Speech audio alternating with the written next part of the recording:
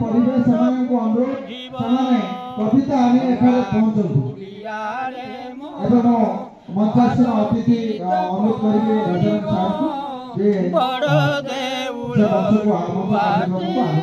दुख मोर बुझिब सते बाकालियाकू डाक मोर छुबिब।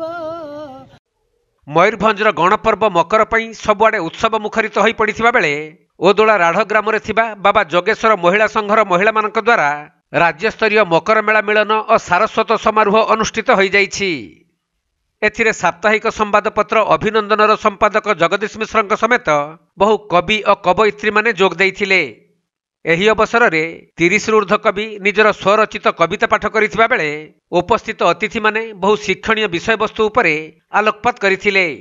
आमर प्रतिवर्ष मकर मिलन महोत्सव एठारे पालन हुए लुईपा महोत्सव जहाँकि आमर बाबा जोगेश्वर महिला महासंघ एठी अनुष्ठित करे समस्त माँ मानक नहीं ग्रामवासी को नहीं एठी ए प्रोग्राम करा जाए। पुनरुद्धार निहाती आवश्यक जदि यार पुनरुद्धार हो पारंता ताहले आमर लुईपांकर विषय रे समस्त जानि पारंते जे एठी कि आमर ओडिया भाषार उत्पत्ति एठी हेतिला किंतु यहाँ जराजीर्ण अवस्था रही तेणुक मोर अनुरोध सर्वसाधारण यह प्रकट करतु जे यार केवल उन्नति हो पारे। मो संस्था करे जो कि विश्व कल्याण संस्थान रे आमे ऐड करिछु बापा को भी कहीं कि ना बापा को आमे भी छाड़ी परिबु नाही।